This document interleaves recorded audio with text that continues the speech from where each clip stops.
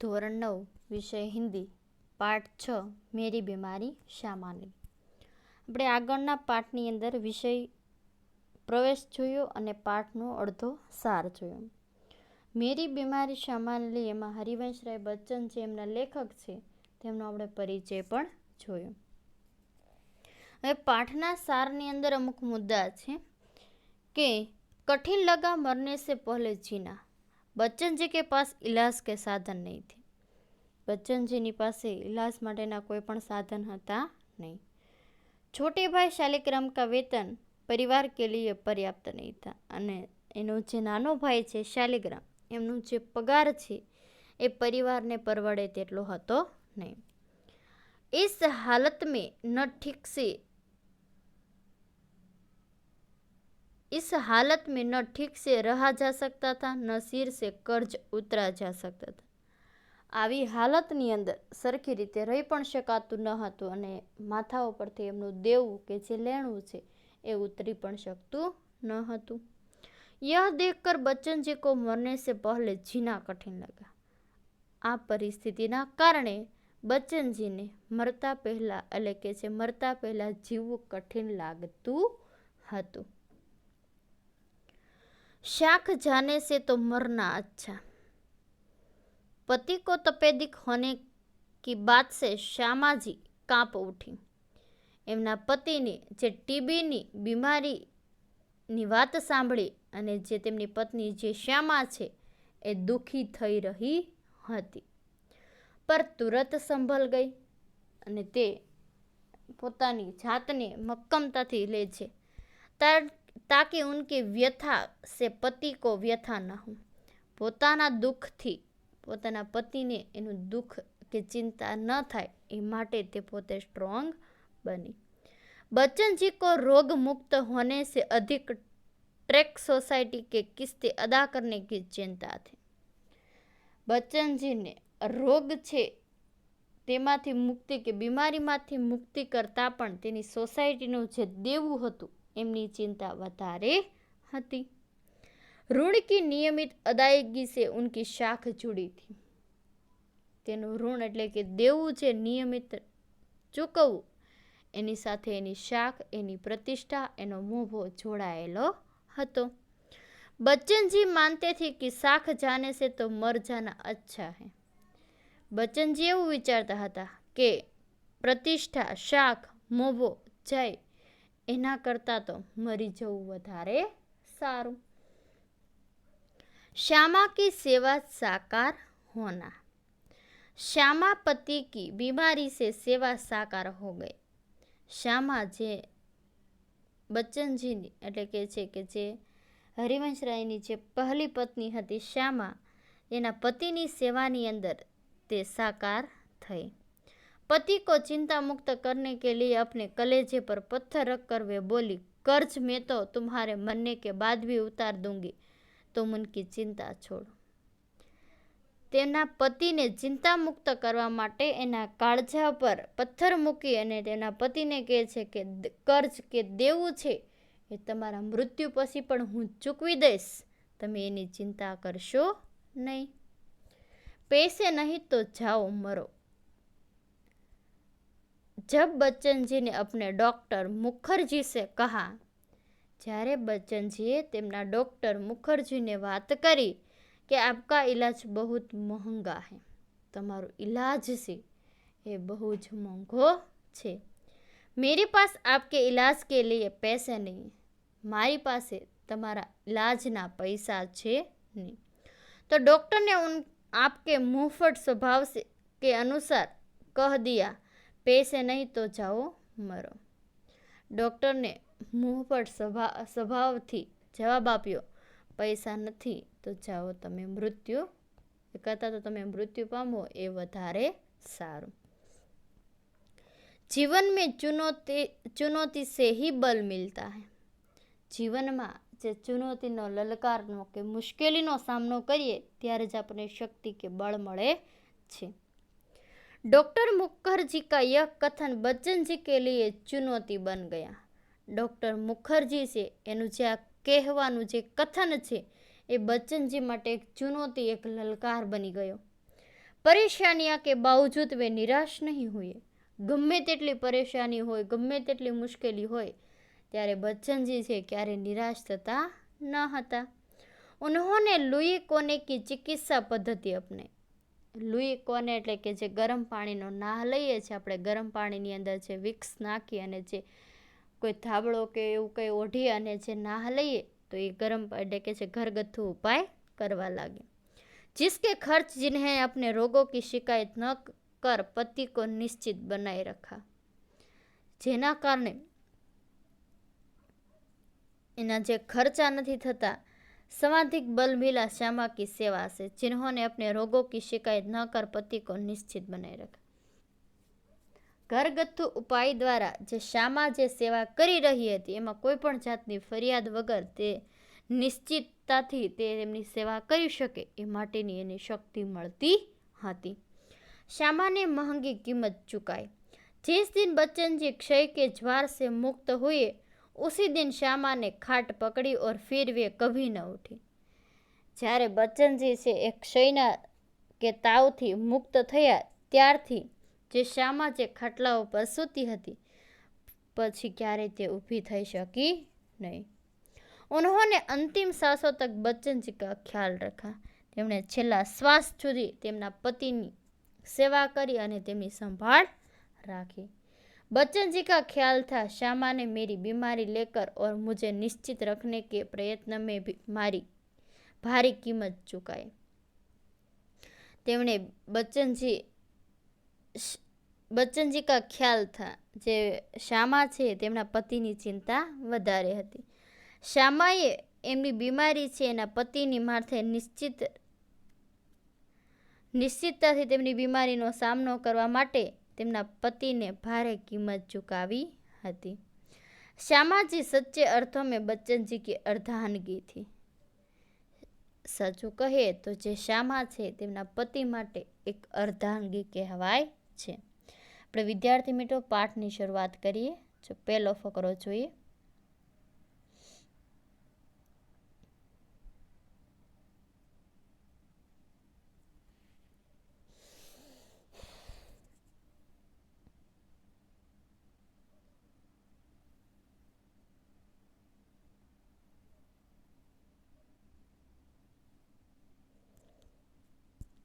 मैं अपनी बीमारी को दुलराने वालों में न था। બચ્ચન જે છે એ પોતાની બીમારીને પાલી પોષીને કેમ આપણે પપલાવીએ તો દુલરાવવું એટલે કે પપલાવવું, જેની વારંવાર સંભાળ કરવી અને બીમારી પ્રત્યે વધારે ધ્યાન દોરવું। તો જે બચ્ચનજી છે તો કહે છે કે મેં अपनी बीमारी को दुलराने वालों में न था। सच कहूँ तो मैं अपनी बीमारियों के प्रति प्रायः निर्भर था। साचું કહું तो હું મારી બીમારી પ્રત્યે પૂરેપૂરો નિર્ભર હતો। प्रायः निर्भर था। मैं अपनी बीमारी को दुलराने वालों में न था। હું મારી બીમારીને પપલાવું કે ચચવાળું તેવું કરી શકતો ન હતો।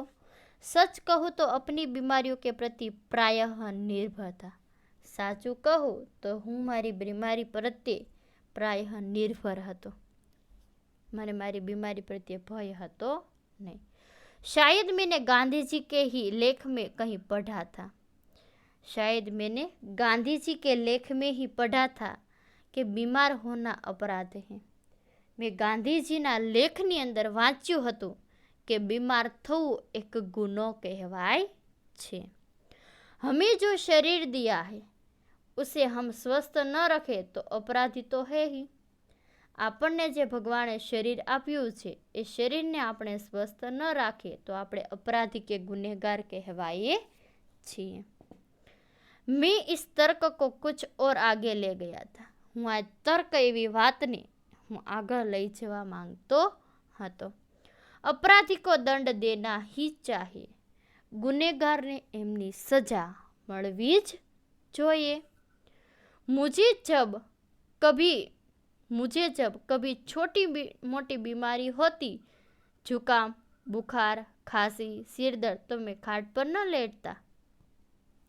જ્યારે મને નાની મોટી કઈ બીમારી થતી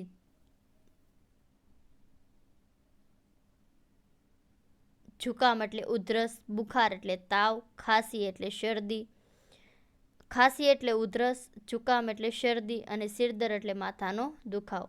જ્યારે મને શરદી ઉધરસ તાવ કે માથાનો દુખાવો થતો ત્યારે હું ક્યારેય પથારીમાં સૂતો જ નહીં ઓર भी अपने काम लेता અને જ્યારે હું બીમાર હોય ત્યારે થોડુંક વધારે કામ करतो। मुझे भरे भुट्ट बुखार में अपनी रात की ट्यूशनों पर जाने की याद है। મને જ્યારે વધારે તાવ હોય ત્યારે મને રાતના ટ્યુશન હું જે કામ કરતો એ ટ્યુશનની યાદ હજી ताजी है। बुखार की गर्मी और तेजी में तो और जोश से पढ़ाता। मजदूरी करके रोटी कमाने वाले को बीमार पड़ने का क्या अधिकार। જ્યારે બુખારની ગરમી તાવનો જ્યારે શરીરની અંદર જે તાવના કારણે જે શરીર ગરમ થઈ જાય છે અને વધારે તાવ આવે ત્યારે શરીરની અંદર જે કમજોરી હોય છતાં પણ હું વધારે ભણાવતો, જોશથી ભણાવતો અને મજૂરી જે કરવાવાળા વ્યક્તિ છે, મજૂરી કરીને રોટી કમાવાવાળા વ્યક્તિને બીમાર પડવાનો કોઈ અધિકાર છે જ નહીં। બીમારી અમીરો કી હમદર્દી છે। બીમારી છે અમીરો માટે હરામીપણું કહેવાય છે। ગરીબો કો તો ઉસે અપને પીછે ન લગાના चाहिए। ગરીબોએ એમની પાછળ ક્યારે લાગવું જોઈએ નહીં। लिखने में तो ऊंचा बुखार मुझे सब तरह से सहायक है।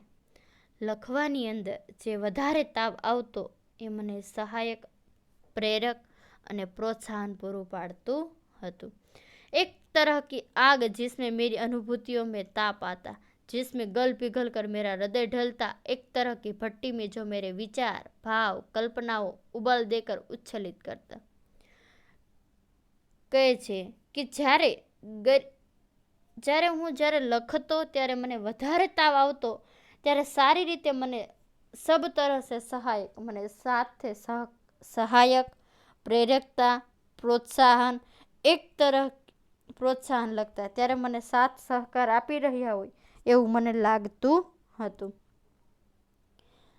એક તરહ કી આગ, શરીરની અંદર જે દુખાવો અથવા તો જે પીડા છે, જે શરીરની અંદર જે અણશક્તિ કે જે કમજોરી છે એની અંદર જે અનુભૂતિઓ, જે તાવની જે ગરમ શરીરના કારણે જે તાપ છે તો એ અનુભૂતિઓ થતી, એનું જે શરીરની અંદર વીકનેસ આવતી તેમાં ગલ ફિગર કર હું જેવી નાની મોટી બીમારીને છે ગળાના ઘૂંટણા નીચે ગળી જતો અને હૃદયની એટલે કે છે મનને મનાવીને હૃદયને કમજોર હૃદયને હું મક્કમતાથી જે એક તરહ કી ભટ્ટી જો મેરે વિચાર, ભાવ, કલ્પના और उबाल कर उच्छलित करता। એક તરફની જે આગ હોય એ મારી ભાવના, મારી કલ્પના અને મારા વિચારોને ઉચ્છલિત કરી દેવા માટે જે આવ્યું હોય છતાં પણ હું ક્યારે ધ્યાન દોડતો જ નહીં। यह तो मैं नहीं कहूँगा कि बुखार में अब दबा कर लिखता था। હું એવું તો નથી કહી શકતો કે તાવની અંદર એટલે કે છે કે હું જ્યારે અબદબા કર એટલે કે હઠ કરી કે જબરદસ્તીથી હું લખતો હોય એવું મને લાગતું ન હતું। હું તાવની અંદર મનથી કાર્ય કરતો જ હતો। पर अगर मैं लिखना चाहता तो बुखार मेरे लिए कोई बाधा नहीं बन सका। અને જો હું લખવા ઈચ્છતો તો તાવ મને ક્યારેય બાધારૂપ કે અટકાવરૂપ બન્યું જ નથી। હલકે બુખાર મેં તો મેરે સબ કામ હસ્તમાબલ હોતે રહેતે થે। જ્યારે ઓછો તાવ હોય કે ઓછો બુખાર હોય ત્યારે હું કાર્ય મારા છે બધા જ જાતે હસ્તમાબલ એટલે કે બધા જ નિત્ય નિયમને અનુસાર હું કાર્ય કરતો હતો। કોઈ મેરા બદન છૂકર કભી કહેતા થા કે તુમ્हें બુખાર હૈ। કોઈ મારા શરીરને સ્પર્શ કરીને કહેતું કે શું તમને તાવ છે।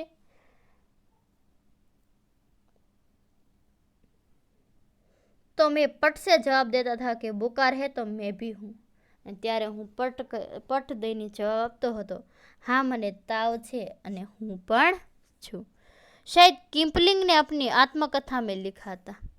કિપલિંગ એટલે એક અંગ્રેજી પુસ્તક છે તો એ પુસ્તકની અંદર કહેવામાં આવે છે કે અંગ્રેજી સાહિત્યકારે એની આત્મકથાની અંદર લખ્યું હતું કે કભી કભી ઊંચે બુખાર મેં ભી કામ કરના પડતા થા। અને કિપલિંગની આત્મકથામાં લખ્યું હતું કે બુખાર છે તો હું પણ છું।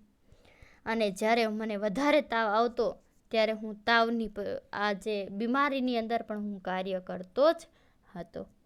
जब वह बुखार में होता था तो और अच्छी कहानियाँ लिखता था.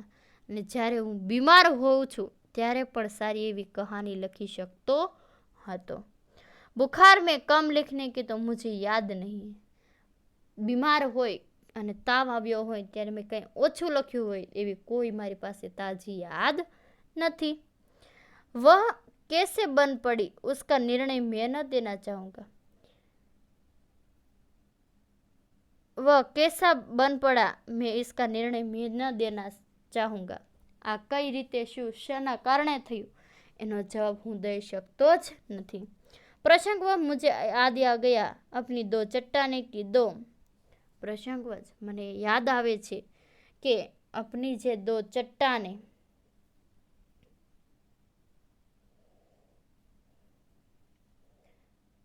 सबसे बड़ी कविता है. छात्र के नोबेल पुरस्कार ठुकरा देने और दो चट्टान अथवा